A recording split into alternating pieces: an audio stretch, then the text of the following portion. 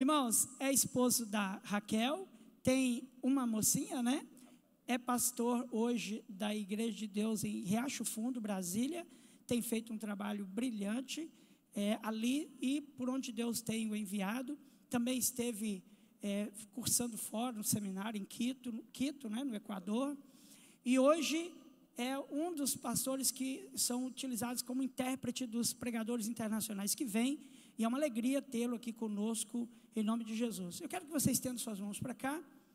Vamos orar por ele. Pai querido, no nome de Jesus, nós te agradecemos, Pai, pela presença do teu servo aqui conosco. Te agradecemos, meu Pai, pela forma como que ele tem servido ao Senhor, como o Senhor o levantou nesse ministério, como tem usado. Pai, entrega a tua palavra que o Senhor já tem revelado no coração dele, Pai amado, e nos abençoe nessa noite.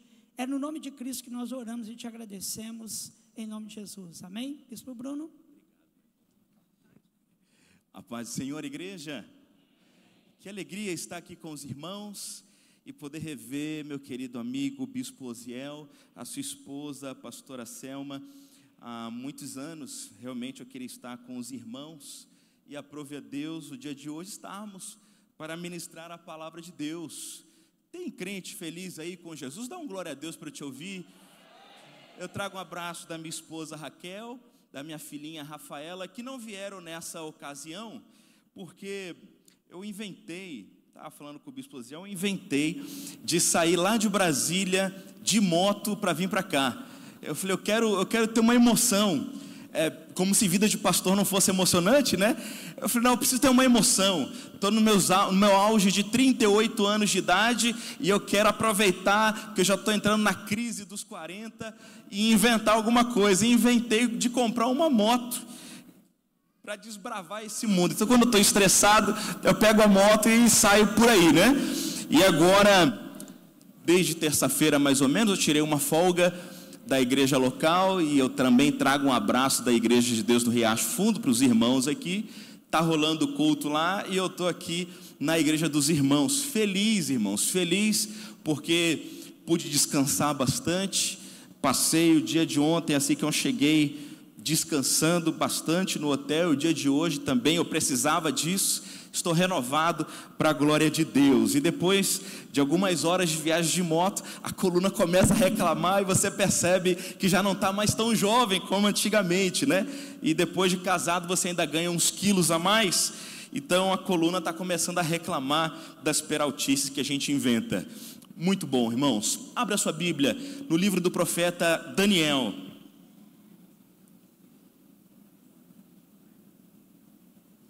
Que tremendo tema que os irmãos escolheram para poder estudar. Que tremendo tema que os irmãos escolheram para se aprofundar. Uma vez que o crente ele precisa viver com os pés na terra e a cabeça no céu. E a nossa conduta aqui na terra tem a ver com a esperança da glória que nos está esperada. Tem a ver com a esperança de um dia estarmos com Deus. E eu quero ler o título, o capítulo proposto pelos irmãos, que é Daniel, capítulo 12. E vamos ler esse capítulo com ênfase no último versículo. E enquanto nós estivermos pregando, farei várias referências a Apocalipse. E já já eu vou explicar por quê. Daniel 12, versículo 1. Nesse tempo se levantará Miguel, o grande príncipe e defensor dos filhos do povo de Deus. E haverá tempo de angústia, como nunca houve, desde que existem nações até aquele tempo.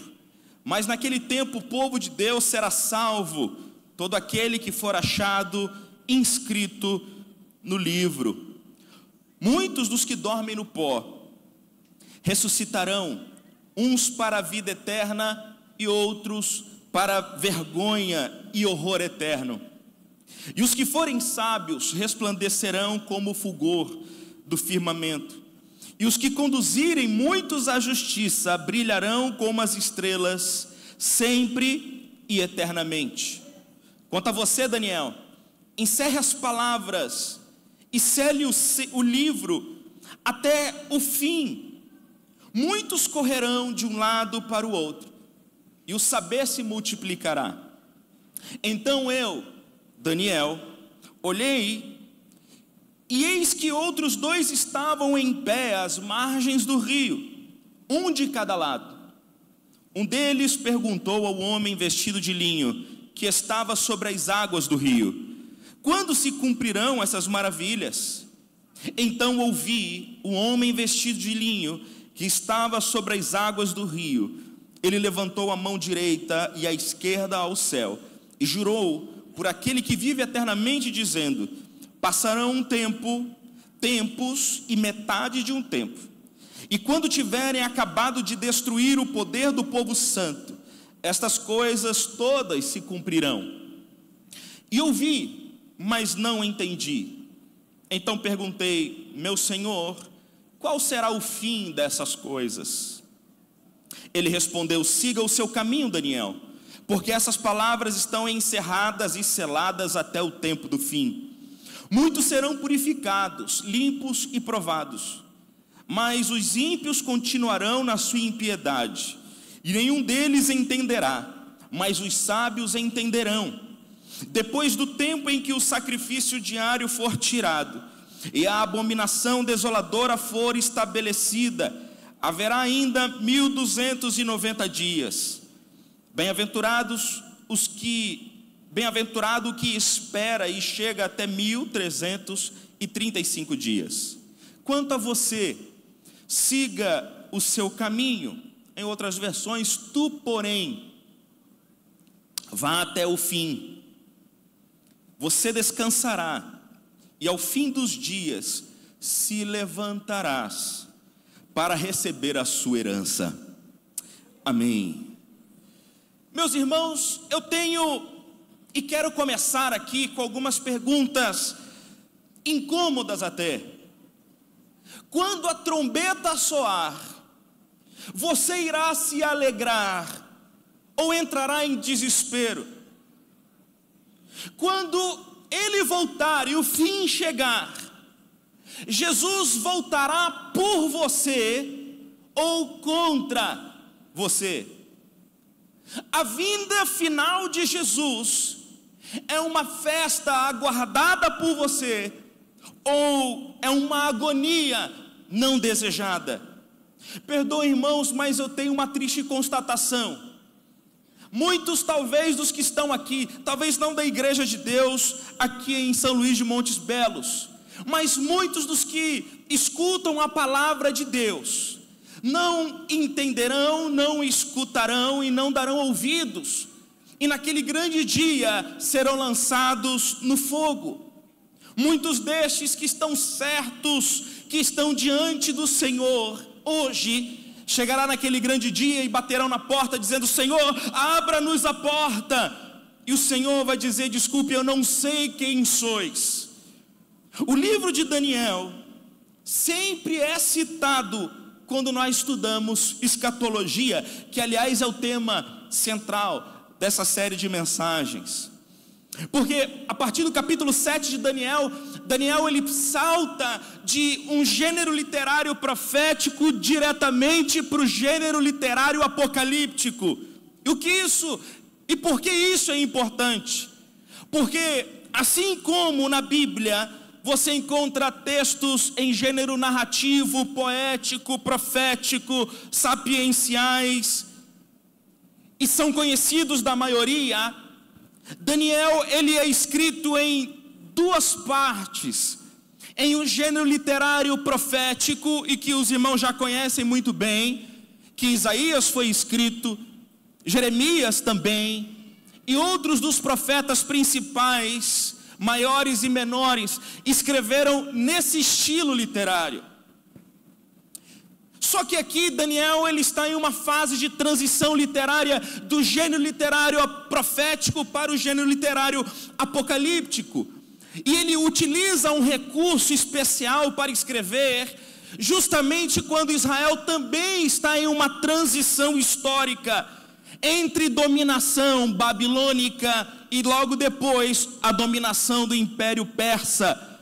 Nesse tempo que Daniel está escrevendo, a classe sacerdotal estava enfraquecida, sem o seu templo para adorar, porque havia sido destruído pelos babilônicos.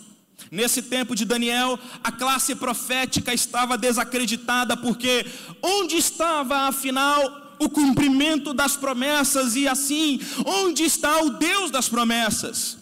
Os profetas estavam sendo questionados, os sacerdotes estavam sendo questionados. Então nasce na literatura do povo de Deus o gênero literário apocalíptico, que, diferente do gênero profético, que trata de sentenças de Deus contra o povo, ou alerta de Deus contra o povo, Daniel agora começa a escrever não apenas para falar do pecado do povo, que foi a razão do povo estar em cativeiro da Babilônia e também persa.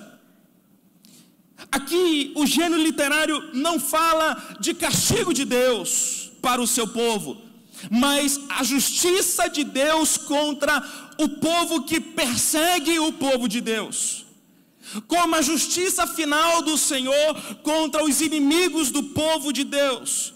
Enquanto a literatura profética fala de uma punição de Deus contra o seu povo desobediente, aqui no texto apocalíptico, Deus está dando esperança a um povo que já não tinha mais esperança. Deus estava dando a fé para um povo que já havia perdido a fé. Deus estava dizendo para aquele povo que, embora estivesse em sofrimento, chegaria um dia, e o dia final, em que Deus se levantaria do seu trono para subjugar o inimigo do seu povo e também as forças de Satanás. Por isso é impossível falar de Daniel sem tratar também do livro de Apocalipse, porque o livro de Apocalipse tem esse nome, e eu vejo aqui alguns irmãos anotando, e é muito bom ver uma igreja que tem esse costume. O livro de Apocalipse tem esse nome por causa do gênero literário que ele é escrito. Apocalipse não é escrito de qualquer outra maneira, senão foi escolhido com a apocalíptica para passar uma mensagem de esperança para o povo de Deus. Ou seja, não tem como falar de Daniel sem falar de Apocalipse, porque o Apocalipse de João é inspirado, em sua grande maioria, pelos textos de Daniel. É inspirado na literatura, é inspirado na história, é inspirado também nas profecias, e acima de tudo, também é inspirado na esperança. Tanto Daniel como Apocalipse de João, você vai encontrar a figura de um líder maligno que se levanta contra o povo de Deus para enganá-lo. Tanto em Daniel como em Apocalipse de João, você verá uma batalha final, onde Deus vence as forças do mal. Tanto em Daniel como no Apocalipse de João, há um livro que simboliza o registro daqueles que foram salvos e remidos pelo Senhor. Tanto em Daniel como em Apocalipse de João, é mencionado tempos de tribulação, grande tribulação. Menciona-se tempos de martírio, todas elas ou todos eles traduzidos como dias, semanas, anos, milênios, eras, e ao mesmo tempo falam da mesma coisa. É um tempo que o povo de Deus precisa passar de dificuldades e perseguições, mas que no final desses tempos o Senhor vem em resgate do seu povo, porque Deus nunca permitirá que o seu povo viva eternamente em tormento, mas quando Ele vem para resgatar os seus que estão sofrendo perseguições desse mundo e também as perseguições do inimigo de suas almas. Tanto em Daniel quanto em Apocalipse, você verá o tema da ressurreição final, para um julgamento de todas as pessoas, sejam elas boas ou más, segundo o nosso crivo. E é exatamente por isso que nós tratamos o texto de Daniel 12, e se pudéssemos colocar um tema, um título a esse texto, seria a ressurreição final e o juízo final. Mas este fim é o fim último, não é a primeira vinda, nem a segunda vinda de Jesus. Essa é a etapa final da história. É quando Deus, Ele intervém na história, aniquila as forças do mal e agora chama a todos para uma prestação de contas. E que capítulo difícil é esse? Porque falar de prestação de contas nos deixa tremendo, não é verdade? Falar de prestação de contas faz com que o nosso coração fique apertadinho, porque eu e você estaremos diante dele naquilo que Apocalipse chama de o grande trono branco. Este é o período do grande julgamento, que depois de um sofrimento agudo do povo de Deus, o Senhor vem e vence figuras iníquas como o anticristo, ou como em Daniel, o filho da iniquidade, e a besta.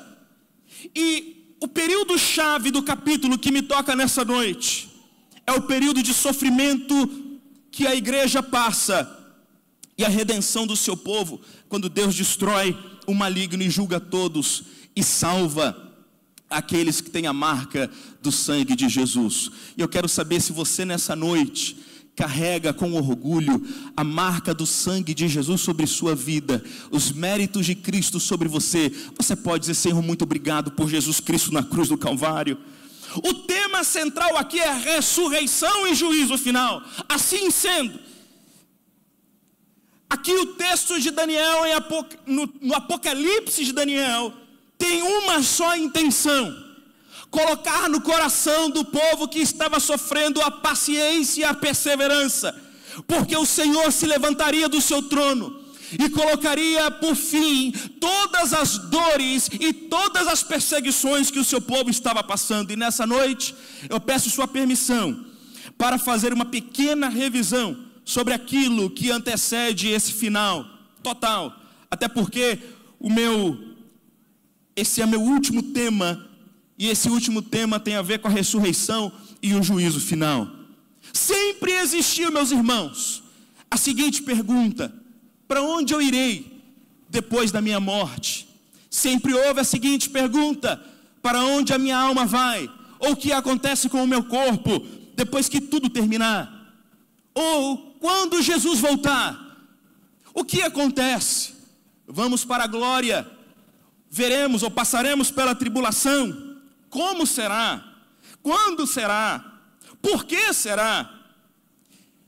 Nós não somos os únicos com essas perguntas. A igreja de Tessalonicenses também estava preocupada a respeito dos seus mortos. Perguntou-se quando Jesus voltasse, o que aconteceria com esses. E em 1 de Tessalonicenses capítulo 4, Paulo ele tenta responder à igreja, e responde muito bem. Ele diz: irmãos, eu não quero, porém, que sejais ignorantes a respeito daqueles que dormem, para que não vos entristeçais como os demais que não têm esperança, porque cremos que Jesus morreu e ressuscitou. Assim também aos que com Jesus dormem, Deus os tornará a trazer para Ele. Dizemos-vos, pois, isto pela palavra do Senhor, que nós, os que estivermos vivos para a vinda do Senhor, não precederemos os que dormem. Porque o mesmo Senhor descerá do céu com alarido e voz de arcanjo, e com trombeta de Deus, e os que morreram em Cristo ressuscitarão primeiro. Depois nós, os que estivermos vivos, seremos arrebatados juntamente com eles nas nuvens, e a encontrar com o Senhor nos ares, e assim estaremos para sempre com o Senhor. Porque o apóstolo Paulo escreve esse texto? Ao que parece, a morte gerava um incômodo no coração daquela igreja, a angústia no coração da igreja de Tessalônica. Estavam preocupados a respeito do seu destino final. O que seria deles? Estaria tudo terminado? Então o apóstolo Paulo quer dizer que não seja ignorante sobre isso, porque a morte não é o final. E ele afirma que no soar da trombeta, na segunda vinda de Jesus, os que morreram serão ressuscitados. Os que morreram em Cristo serão ressuscitados. Os que morreram na esperança do Messias, que foram resgatados, serão ressuscitados. E os que estiverem vivos terão a sua natureza corruptível transformada em incorruptível, e estará com Jesus nos ares. E Paulo olha para esse povo e diz: não deixem o coração de vocês ficarem atemorizados, porque a morte não é final, a morte não é o fim. E uma coisa interessante, Bispo Osiel, nos textos do Novo Testamento, que os cristãos nunca tratam a morte dos santos como morte, mas senão como um sono, como aqueles que dormem. A palavra cemitério foi usada em suas primeiras vezes pelos cristãos, e cemitério no latim é coementerium, que significa lugar de dormir ou dormitório, porque todo mundo sabe que quem morre em Cristo Jesus só está esperando o chamado do seu Criador, do seu Salvador, naquele dia maravilhoso em que nós despertaremos do sono para estar com Ele. Crente de verdade não morre, ele apenas espera o dia do seu chamado. A morte não é o fim. E menciona a descida do Senhor com o anúncio de uma trombeta, uma grande voz, som de voz de arcanjo, com a trombeta de Deus, e todos serão julgados. E Paulo ele conclui dizendo aos cristãos: consolem os outros com essas palavras. Meus irmãos, a menção da volta de Jesus deve provocar consolo em seu coração. A menção da volta de Jesus deve provocar alegria em seu coração, porque quando Ele voltar, a tristeza vai acabar. Quando Ele voltar, o luto vai acabar. Quando Ele voltar, a morte não mais existirá. A mera menção da volta do noivo deve provocar alegria no coração da noiva. A mera menção da volta desse noivo deve gerar esperança em seu coração. A mera menção da volta do noivo deve gerar renovo em seu coração, de modo que você vive nessa terra sabendo que você tem um destino final, um lugar para onde você vai, que foi conquistado por Jesus. E aí você pode estar perguntando: pastor, por que Jesus veio a primeira vez, já que Ele virá uma segunda vez? Jesus vem à terra a primeira vez para pregar o seu evangelho, para abrir os olhos dos perdidos como eu e você. Jesus veio para dizer ao homem que veio de Adão e Eva com o estigma do pecado, que existe vida no sacrifício que Ele havia feito ou que Ele faria na cruz do Calvário, que não importa de onde você veio, qual é o seu nome, o seu passado, ao passar pela cruz, o seu passado está apagado. João capítulo 1, versículo 29 diz que Ele é o Cordeiro de Deus que tira o pecado do mundo, uma alusão aos sacrifícios do Antigo Testamento para limpar o homem. Então a primeira vinda de Jesus foi para falar para todos que havia um plano de Deus com a humanidade caída e perdida, porque Deus amou o mundo de tal maneira que entregou o seu único Filho, para que todo aquele que nele crê não pereça, mas tenha a vida eterna. E é em Gênesis capítulo 3, versículo 15, e é um versículo conhecido de todos, que aparece a primeira profecia da nossa redenção, que aquele que viria da semente da mulher pisaria na cabeça da serpente, Satanás, e ela lhe feriria o calcanhar, que é o símbolo da natureza mortal de Jesus, símbolo da natureza humana de Jesus, mas a sua natureza humana, ao morrer na cruz do Calvário, colocaria um fim no império de Satanás, que era a sua cabeça, e esmagaria a serpente por causa da morte desse cordeiro, ferindo de uma vez por todas o governo do diabo sobre a minha vida e sobre a sua vida. E aqui Deus promete que o império das trevas seria destruído pelo sacrifício de Jesus, e essa promessa se cumpre na primeira vinda do Senhor, quando arrancar o meu pecado e o seu pecado e nos salvar pela fé. Em Apocalipse capítulo 5, versículo 1 ao 7, João ele tem uma visão de dois tronos, uma visão onde o trono do Pai, grande, alto e sublime, o Pai segurava um rolo em sua mão com 7 selos, e este rolo era conhecido da cultura judaica como o rolo da história da humanidade. Em Salmo, por exemplo, por várias vezes os salmistas dizem que a nossa história está escrita no rolo, em seu rolo. No Jó, a mesma coisa, também fala que a história da humanidade está registrada em seu rolo. Na cultura judaica era conhecida muito bem essa figura de uma história gravada num rolo que só Deus tinha poder de poder editar e mudar, e que ao homem era proibido ter acesso. E João tem uma visão. A visão que Deus, o Pai, está segurando o rolo em sua mão direita, que é o símbolo de poder e autoridade. E ele começa a chorar, porque ele sabia muito bem que estava perdido. Ele começa a chorar, porque ninguém poderia segurar aquele rolo e desatar os 7 selos. E de repente, nessa narrativa de João 5, aparece um segundo personagem, que era Cristo, assentado à destra do Pai, que toma da mão direita do Pai o livro, selado com 7 selos. E quando João está chorando, vem um ancião e coloca a mão em seu ombro e diz: não chore, João, eis o leão da tribo de Judá, a raiz de Davi, que venceu para abrir os seus 7 selos. Ou seja, ele olha aquilo e sabe que por causa de Jesus, a história dele que iria direto para o inferno e para a condenação, em Cristo agora tem uma nova chance. Porque Ele é o Senhor da história. Ele tem poder de abrir as nossas sepulturas. Ele tem poder de editar uma vida de pecado para uma vida de santidade. Ele tem poder de mudar uma vida de condenação para uma vida de salvação eterna. Porque o sacrifício de Jesus lhe deu o direito de governar a nossa história, a minha história e a sua história, de transformar a minha vida e a sua vida. João entra em desespero, mas agora em Cristo tudo está resolvido. Por que Jesus retornará uma segunda vez a essa terra? Ele vem porque ele fez uma promessa quando ele subiu. E essa promessa está registrada em João capítulo 14, a partir do versículo 1. Ele vê os seus discípulos com medo e vê os seus discípulos temerosos, porque ele disse que iria morrer e era necessário que ele fosse sacrificado.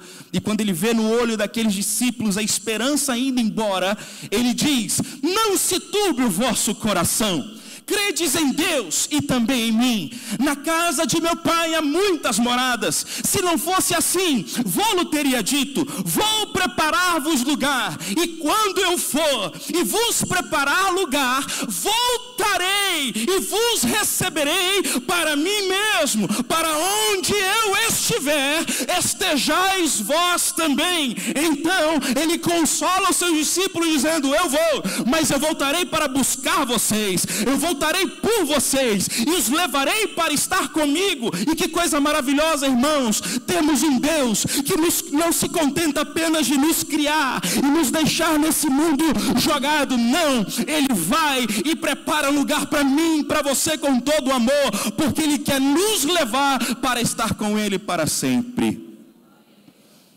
E Ele volta para te buscar, e Ele volta para me buscar. E Ele preparou esse lugar para mim e para você. É este lugar maravilhoso onde nós esperamos e ansiamos.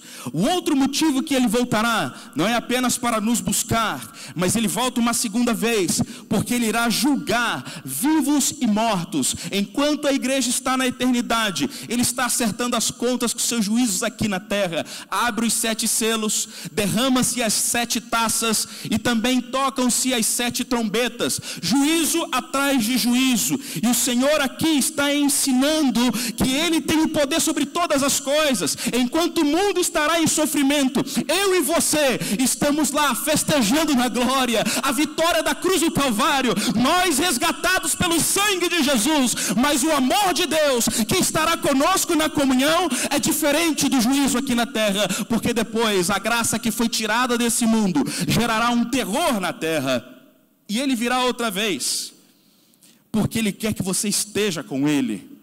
O prazer de Deus é estar com você. O prazer do Criador é estar com a sua criatura. E Ele vem para te buscar. Não é porque você é bonito, não é porque você é bonita, porque existem apenas 2 tipos de cidadãos nessa terra: aquele que vai ser morto para sempre e aquele que viverá para sempre. Aquele que será condenado para sempre e aquele que será salvo para sempre com Ele. Então Ele vem para julgar. E é exatamente sobre isso que Daniel 12 trata do julgamento final. trata do momento da prestação de contas. E Daniel fala, no capítulo que nós lemos, que aqueles que foram mortos e enterrados, todos serão ressuscitados, uns para a vida eterna e outros para a vergonha e horror eterno. Hoje, Jesus, ele pode ser o nosso advogado, mas naquele dia, fatalmente, ele será o nosso juiz. Eu vou repetir. Hoje, ele pode ser o nosso advogado. Ele pode ser o seu advogado. Ele pede duas coisas de você: arrependimento e fé. Arrependei-vos e crede. Ele pode ser seu advogado, mas naquele dia, ele será o nosso juiz, inevitavelmente. E o dia desse retorno está se aproximando cada vez mais. E Jesus fala sobre isso. Mateus 24 fala a respeito das dores. Mateus 25 fala a respeito da necessidade de vigilância da igreja. Não cabe a você entender os tempos. Se será, e eu lembro de um pastor, lá no Rio de Janeiro, pastor, e eu nunca esqueço disso, pegando o papelzinho que vocês deixaram aqui, viu? Se precisar usar, vai estar mal. O pastor, ele tinha colocado na frente da igreja dele, não era da igreja de Deus, porque crente da igreja de Deus estuda a Bíblia e não comete esses erros. Ele fez uma matemática de Apocalipse e Daniel, e ele disse, e colocou bem grande lá no letreiro da sua igreja: Jesus voltará no ano 2000. E com letras pequenas estava escrito assim: caso não volte, fecharemos essa igreja. Ele tinha uma Kombi que rodava onde eu morava, Colubandê, São Gonçalo, Rio de Janeiro, anunciando que Jesus voltaria no ano 2000. Muito obrigado, meu querido. Que ele voltaria no ano 2000 e que, se ele não voltasse, fecharia a igreja. Resultado, ele não voltou. E quando chegou na virada do ano, estava ele e toda a sua igreja vestida de branco. Jesus não voltou. E ele disse: não, deve ter tido algum problema nos cálculos numéricos aqui, vamos refazer.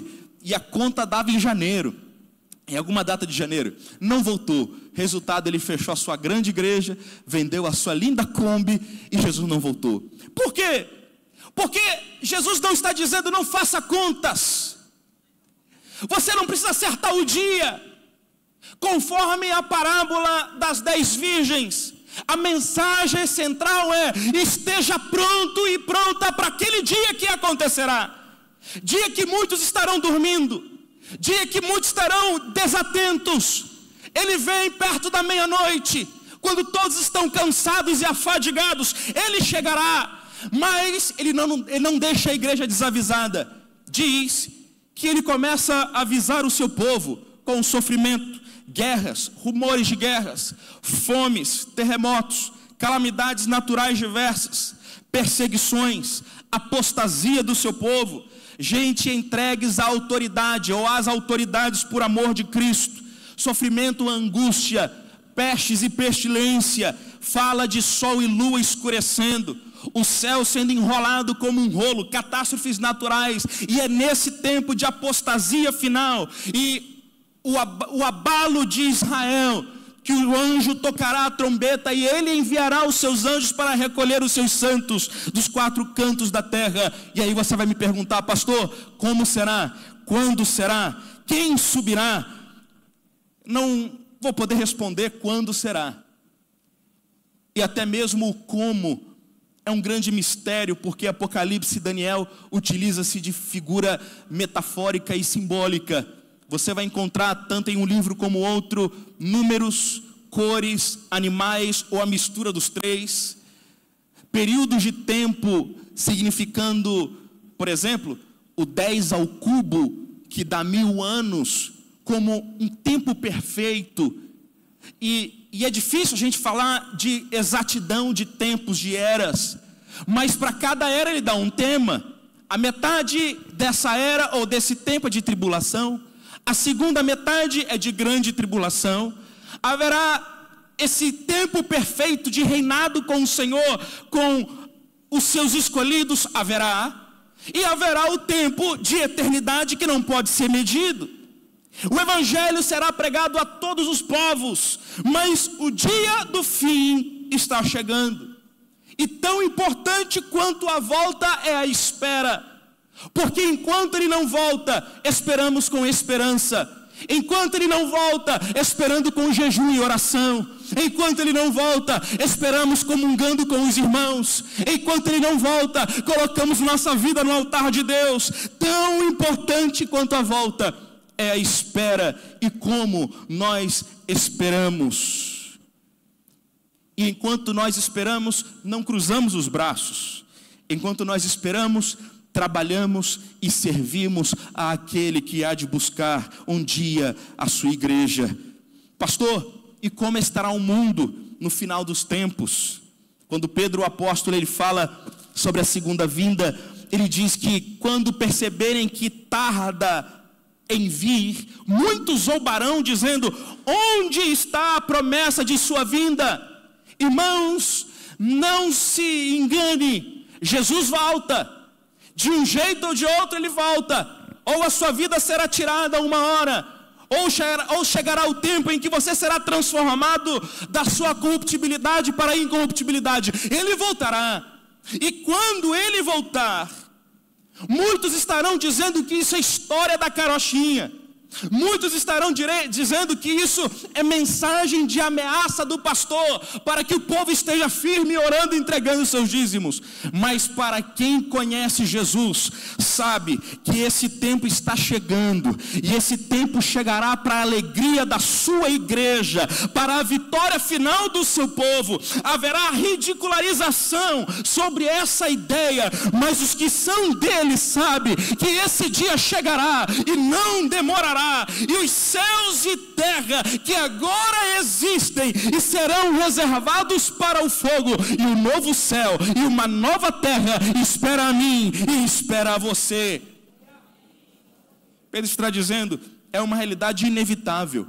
Não importa o que o homem diga, não importa o que o homem faça, chegará o tempo e que Ele nos chamará. Aleluia, aleluia. E como será?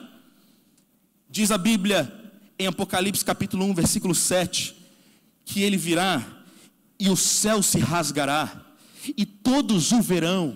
E essa palavra ver no grego é blepô, diferente de oftalmo, que é observar com a própria experiência. Ou seja, os cegos verão, até quem não tem capacidade conseguirá perceber que Ele veio, e veio para buscar o seu povo, e todos ouvirão. Quem é surdo também ouvirá, porque a maneira como Deus comunicará a sua vinda, e que está chamando o seu povo, é sobrenatural. E essa passagem destaca a volta de Jesus como um evento universal, visível e inconfundível para todas as pessoas. Todas as tribos se lamentarão, indicando que todos reconhecerão que Ele está chegando com justiça e com salvação.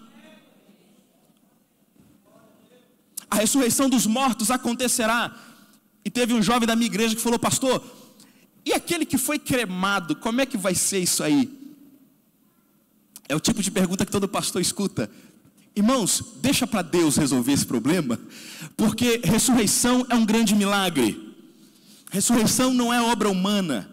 A ressurreição dos mortos é obra divina. Então, se alguém está perdido, afundado no mar, se tem alguém debaixo do Titanic, se alguém foi queimado e virou pó, irmãos, o pó vai ter que dar o jeito dele de devolver o corpo. A água vai ter que dar o jeito dela de devolver os seus mortos. Quando Ele chamar, os elementos precisam obedecer à voz do seu Criador. Não se preocupe com isso. E quando Ele voltar, não importa como morreram, todos estarão diante dele, e para nós, salvos em Jesus Cristo, ouviremos da parte dele: venham benditos de meu Pai, e recebam por herança o reino que lhes foi preparado desde a criação do mundo. Mateus 25, 34. E aí, a trombeta soa, os mortos são ressuscitados. E quem é que vai subir? Em primeiro lugar, sobe quem crê em Jesus como seu único suficiente Salvador. Sobe aquele que anda em santidade e que entregou sua vida para que seja transformada por Ele. E quando Ele voltar, a terra entrará em colapso total. Um líder carismático irá governar essa terra. Alguém se dizendo filho de Deus, mas que é filho da perdição, enganará a todos e a muitos. O anticristo e a besta, não há tempo de falar tanto sobre isso, mas governarão a terra enganando com uma falsa paz em um período de tempo, e um segundo período mostrarão quem são. E aí vai ser tarde demais, e naquele dia os juízos de Deus virão sobre a terra. E Apocalipse 6:15 até o 17 diz que os grandes, os reis da terra, todos se esconderão em cavernas e clamarão para que as pedras caiam sobre eles, para se esconderem da ira de Deus, mas ninguém escapa da ira do Senhor e do seu julgamento. Mas onde estará a igreja? A igreja estará com Cristo. Nós acreditamos que juízo não é para a sua igreja, juízo é só para aqueles que não receberam o sangue de Jesus. O juízo é para Satanás e seus anjos, mas para todos alcançados pela cruz do Calvário. Você sendo filho de pastores ou não, você sendo um simples frequentador da igreja, mas que conhece Jesus e entregou sua vida a Jesus, você estará com Ele, sendo amado, tendo suas lágrimas enxugadas e sendo abraçado por Jesus. Aí Apocalipse 7 diz que entrará uma multidão pelos céus. E que multidão é essa? É uma multidão, e aí fala de 144 mil, mas que, por favor, não é literal, porque 144 mil é 12 vezes 12 vezes 12, isso elevado em um número total, isso dá 144, que é o símbolo da totalidade do povo de Deus. 12 sempre simboliza o povo de Deus, seja as 12 tribos de Israel, seja a sua igreja. Os 144 mil descritos em Apocalipse simboliza a totalidade do povo de Deus, e essa totalidade do povo de Deus diz que é gente de toda língua, de toda tribo e de toda nação, gente que come piqui, gente que não come piqui, gente que come uma picanha gostosa, gente que come peixe, gente que fala espanhol, gente que fala português, gente que fala inglês, japonês ou coreano, não importa de onde você veio, se tem a marca do sangue de Jesus, você entrará pelas portas, convidado, vestidos de branco, e diz a Bíblia que serão coroados diante de Deus, e coroados, glorificados, tiraremos nossas coroas, depositaremos diante do trono, dizendo que a Ele é a honra, a Ele é a glória, por tamanha salvação. A igreja salva glorifica Jesus pelos seus méritos da cruz. Estou fazendo um resumo bem rápido, irmãos. E a vitória final se dá depois desse tempo que a igreja virá outra vez com Jesus, a terceira vez na terra. Governa por um tempo perfeito, que é chamado de milênio, 10 elevado ao cubo. É um período de tempo de perfeição total, o controle total de Deus, onde o poder de Satanás é restringido, onde o poder do diabo é colocado de lado, agora é plena graça, como deveria ser na época do Éden. O valente é amarrado, como é descrito em Mateus 12, 29, e aí em Apocalipse 20, fala do reinado dos salvos com Cristo. O tempo maravilhoso será, onde Ele reinará sobre a terra, e Ele reinando sobre a terra não haverá corrupção, mas haverá justiça e haverá paz. Mas diz também que depois desse tempo, Satanás será solto para o grande embate final.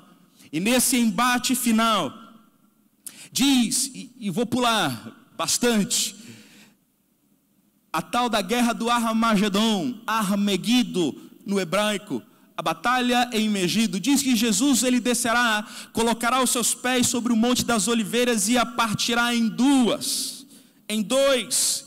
e ele vence Satanás, vence a besta, vence o falso profeta, e todos eles são julgados. Diz a Bíblia em Romanos capítulo 16, versículo 20, e eu espero este dia, que o Deus de paz esmagará a Satanás debaixo dos nossos pés. A opressão maligna terá um fim, o império das trevas terá um fim, porque Ele é vencedor para todo sempre. E essa é uma história que nós já conhecemos o final, que é a vitória de Cristo sobre o diabo e sobre a maldade. E aí que nós poderemos dizer, como o apóstolo Paulo: onde está a morte, a sua vitória? Onde está a morte, o teu aguilhão?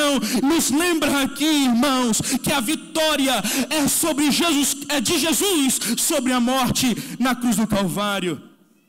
Mas diz que depois dessa batalha é tempo então de juízo.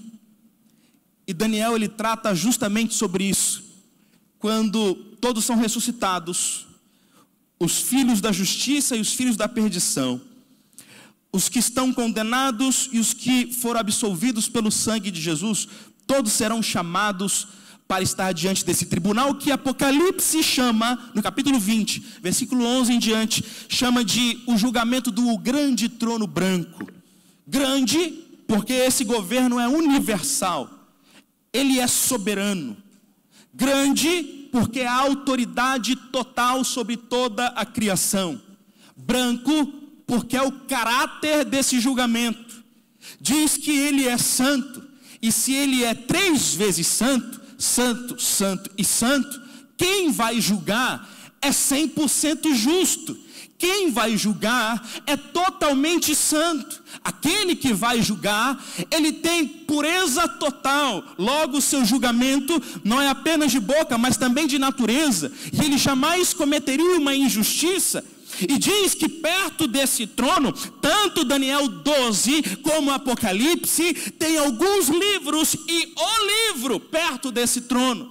Esses livros contêm as obras humanas, e o livro, o nome daqueles que foram comprados pelo sangue de Jesus. Versículos 12 e 14 de Apocalipse 20, diz que todos foram chamados para estarem diante do grande trono.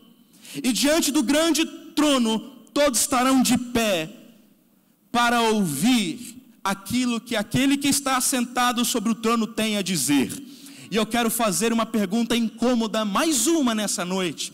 Se nós pudéssemos pegar um cabo HDMI, colocasse na nossa cabeça e entregasse para o Tiago, já pensou, meu irmão? E conectasse aí, para que os nossos pensamentos e intenções dessa última semana que passou fossem projetados nesse telão aqui. A pergunta que eu faço: você estaria confortável com aquilo que todos veriam? Você estaria tranquilo com os seus pensamentos, ações e intenções projetados aqui? Certamente não. E eu fui generoso, te dei uma semana. Agora imagine estar diante daquele que nos vê desde o dia que nascemos. Imagine estar diante dele, que te conhece desde o ventre da sua mãe, que viu você em todas as horas, até naquelas horas que você disse que estava só, que ouviu todos os seus pensamentos, até aqueles mais estranhos que você disse que ninguém ouviu. Diante dele e do seu livro estará toda a nossa vida. E aí, nada pode nos salvar, porque não há um justo sequer, conforme Paulo. Diante do Senhor não haverá desculpas, não haverá nenhum tipo de conversa. A minha mãe me dizia quando era mais novo que eu gostava de negociar na conversa. Quando ela dizia assim: olha, hoje você vai apanhar, mas mãe, pensa por esse lado, eu fiz isso por causa disso, e tal. Era bom de conversa, era bom de convencer. Só que naquele tempo não haverá nenhum tipo de conversa diante de Deus. Ele não vai nos dizer tudo, porque não há um justo sequer. Ele que nos conhece de capa a capa, do início ao fim, falará tudo sobre nós.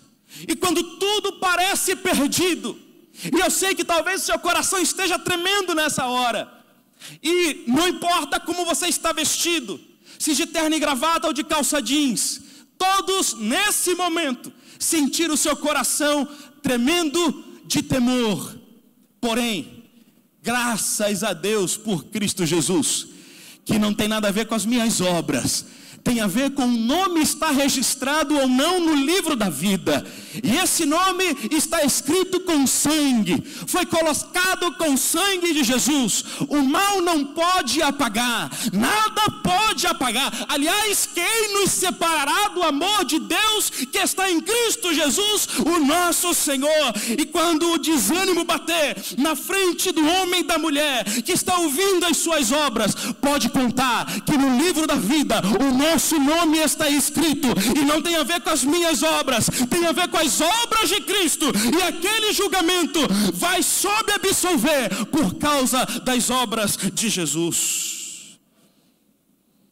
A salvação é pelo sangue do Cordeiro.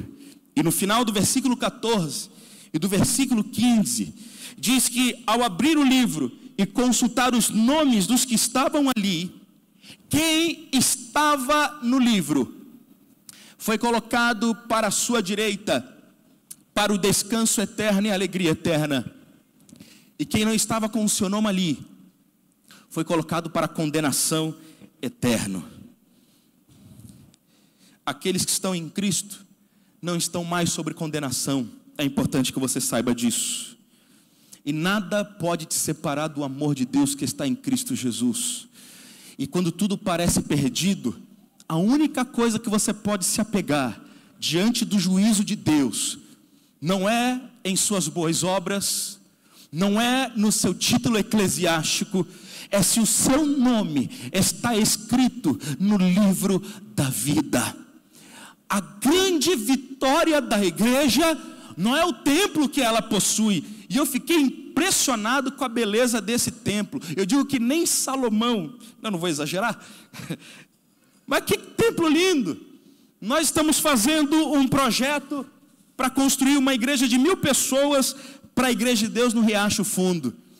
Mas corre o risco, se eu não guardar o sangue de Jesus sobre a minha vida, de chegar naquele grande dia com um templo para 1000 pessoas, um grande pregador com 1000 membros, e chegar lá e dizer: seu nome não está aqui. Porque o mais importante para nós é ter o nosso nome mencionado no céu. O mais importante para a sua igreja não é a glória que nós possamos receber nessa terra. O mais importante é poder ouvir o nosso nome sendo chamado por Cristo. Vem Osiel, vem Selma, vem Bruno, vem Sara, vem Esther, vem Tiago, vem Augusto, vem bendito de meu Pai, e possua por herança a terra que eu te preparei antes da fundação do mundo. E antes de ser dito haja luz, ele disse haja cruz, porque você foi criado, como disse o apóstolo Pedro, a cruz conhecida antes da fundação do mundo. Você foi criado com misericórdia, e se hoje você pedir misericórdia ao Senhor, o seu nome será pronunciado naquele grande dia, e você será livre do juízo de Deus. Porque você aceita Jesus, não é para ser livre do inferno, porque o inferno foi preparado para Satanás e seus anjos, não foi feito para você. Mas o sangue de Jesus, ele te livra do juízo, esse juízo inescapável. E isso que eu digo a todos nessa noite, não é uma esperança incerta, é uma realidade palpável, que deve moldar as nossas vidas aqui e agora. Quando a gente compreende o significado profundo da volta de Jesus, nossa vida não pode ser mais a mesma. Porque quando a gente vem tocar na casa do Senhor, a gente toca sabendo que um dia tocaremos no lindo coral com Ele. Quando a gente vem cantar aqui para o Senhor, cantamos sabendo que é só um ensaio para aquele grande dia que nós subiremos. Quando nós vemos aqui a igreja e nos congregamos com esses irmãos, é só um ensaio, porque nós conheceremos gente de toda tribo e nação, e será congregada diante do Senhor. E aí você talvez esteja sentindo que a sua vida hoje, e com isso eu quero terminar, dizem que um pregador só termina quando fala, vou terminar 7 vezes. Então vou terminar.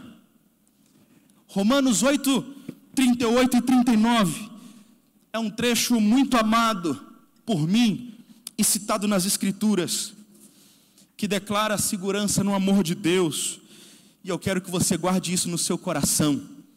O apóstolo Paulo, depois de tudo, depois de ter caminhado com um espinho na carne, depois de ter sofrido tudo por amor de Cristo, depois de ter que carregar a culpa por ter perseguido a igreja do Senhor, de ter matado Estevão, ou ter estado ali julgando a Estevão, depois de carregar tantas dores, o velho Paulo agora, ele escreve aos Romanos, no capítulo 8, versículo 38 até o 39, eu estou certo, que nem a morte nem a vida, nem os anjos nem os principados, nem coisas presentes nem futuras, nem poderes e nem altura, nem profundidade ou qualquer outra criatura poderá separar-me do amor de Deus que está em Cristo Jesus, o nosso Senhor. Nada te arranca das mãos de Jesus, nada. E tem mais, Apocalipse 21, do 1 ao 7, porque a história não acaba com o julgamento, a história não acaba com o seu povo diante de um trono de juízo. Sabe como é que termina essa história? Versículo 1 do capítulo 21 de Apocalipse. E também Daniel escuta as palavras, ou escuta as palavras do Senhor dizendo: Daniel, está chegando a hora, Daniel, e você vai descansar. Tu, porém, fique firme, porque está chegando esse momento. Qual é o momento? É o momento descrito por João. E vi um novo céu e uma nova terra, porque já o primeiro céu e a primeira terra passaram, e o mar já não existe. O mar no sentido de incertezas e dor, porque Israel era perseguida e atacada por vias marítimas, e acabou que o mar se tornou esse símbolo de dor e perseguição. E ele diz: o mar já não existirá. E eu, João, vi a santa cidade, a nova Jerusalém, que de Deus descia, ataviada como uma esposa para o seu marido. E ouvi uma grande voz do céu que dizia: eis aqui o tabernáculo de Deus com os homens, pois com eles habitará, e eles serão o seu povo, e o mesmo Deus estará com eles, e será o seu Deus. Deus limpará dos seus olhos toda a lágrima, e não haverá mais morte, não haverá mais pranto, e não haverá mais clamor, não haverá mais dor, porque as primeiras coisas passaram, e serão e já são passadas. E o que estava sentado sobre o trono disse: eis que faço novas todas as coisas. João, escreva isso, porque elas são dignas e fiéis. Está cumprido, João.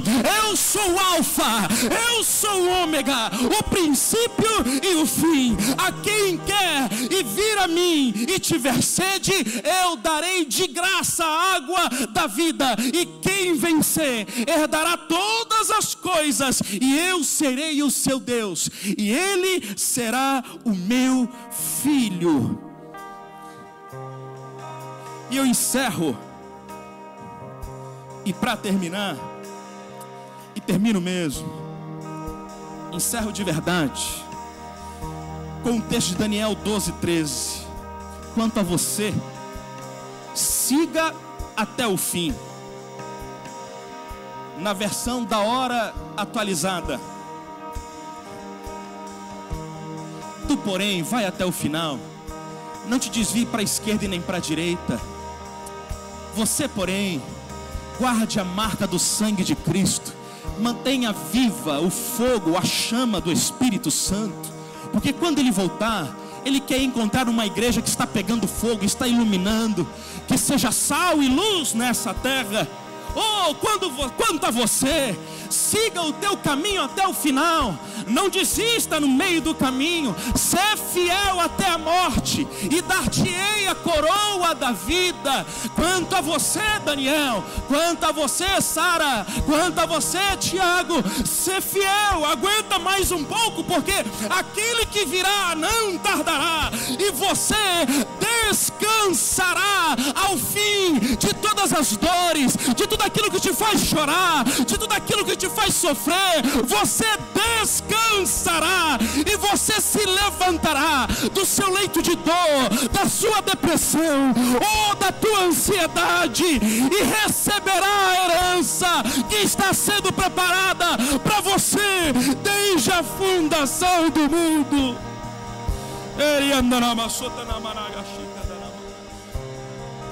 Por favor, fica de pé comigo nessa noite.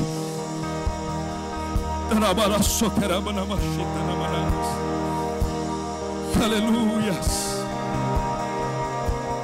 Eu quero convidar o ministério de intercessão. Me ajudem, por favor. Vem aqui à frente.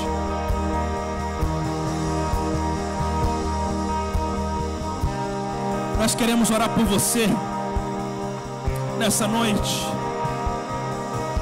que ouviu essa palavra e sente que o tempo está chegando.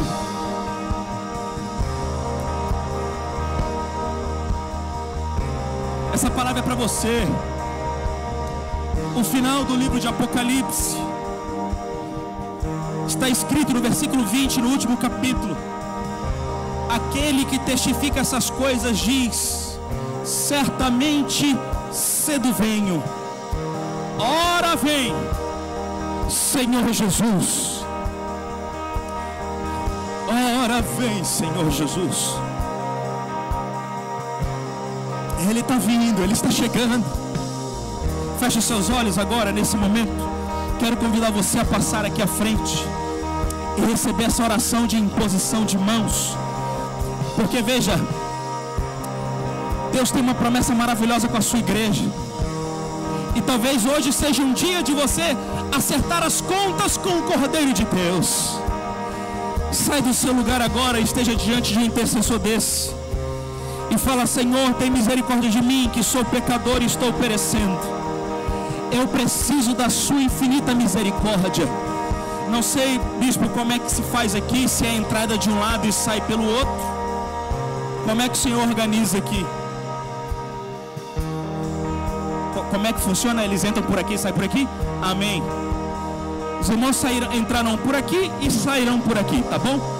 Enquanto nós iremos adorar o Senhor com o ministério de louvor, vem com o seu coração aberto dizendo: Maranata, vem, Senhor, eu estou pronto para te encontrar. E se não, dá em mim a certeza da tua salvação, a certeza que no dia do seu juízo o meu nome será chamado para a salvação. E enquanto nós estaremos adorando ao Senhor, diga: eu te espero, Senhor, a chamar o meu nome. Vamos adorar ao Senhor nessa noite.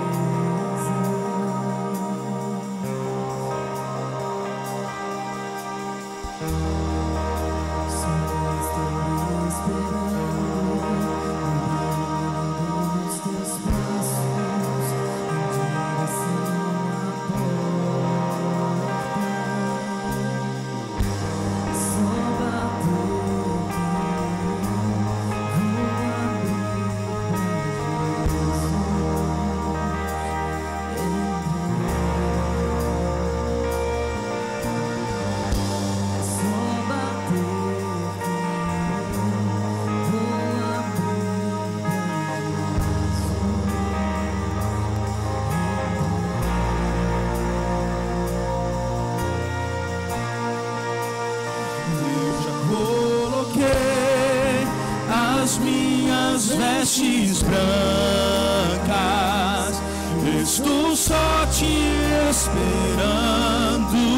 Vem, vamos dançar. Maranata,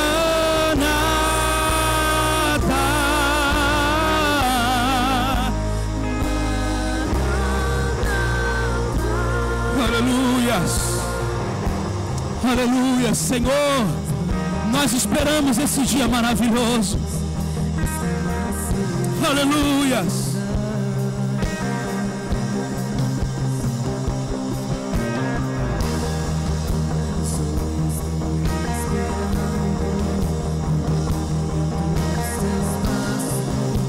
Em direção à porta,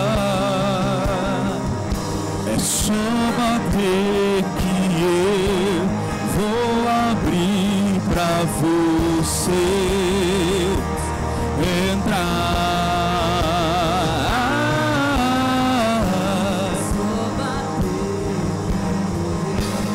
Vou abrir pra você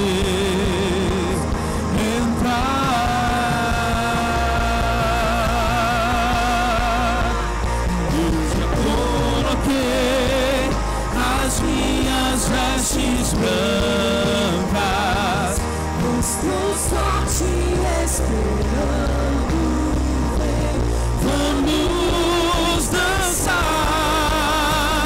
Maranata,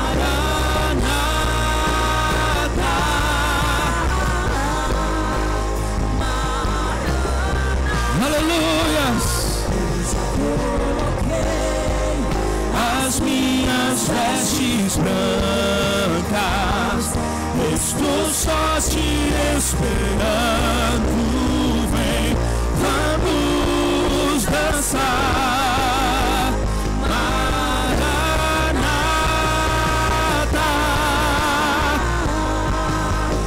Maranata.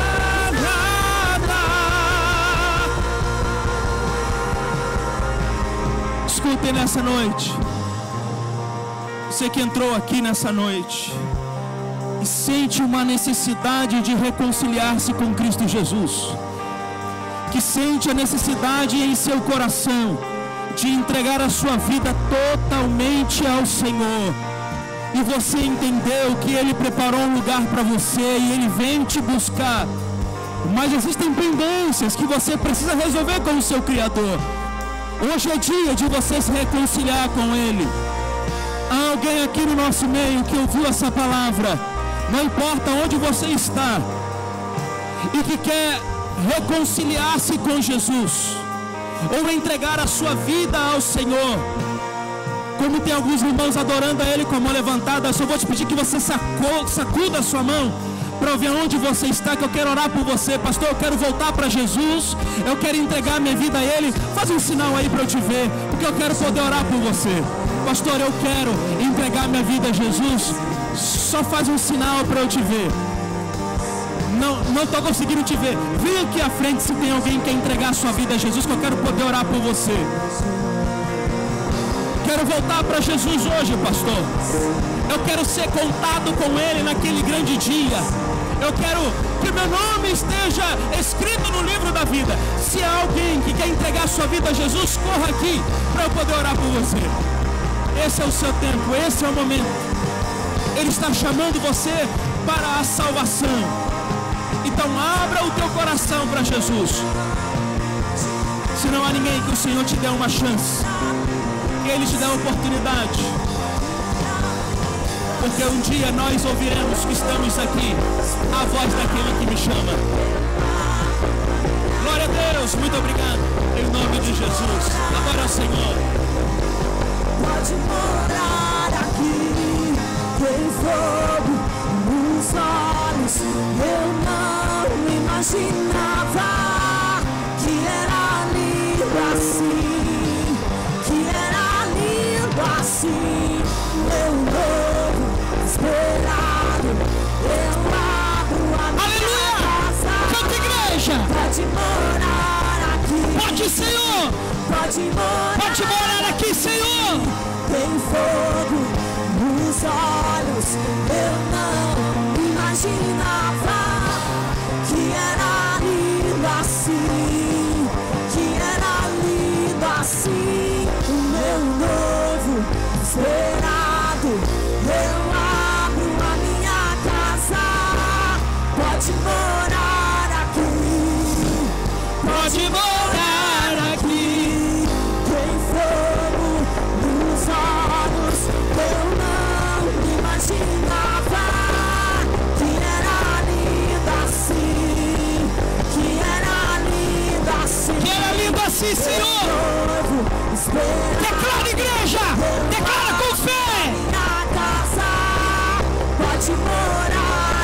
Sim, Deus.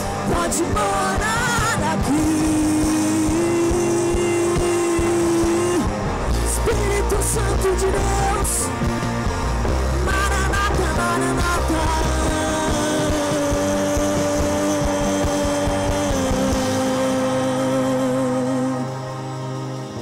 Pode aplaudir o Senhor Jesus. Bem forte. Bem forte. Louvado seja Deus. Louvado seja Deus.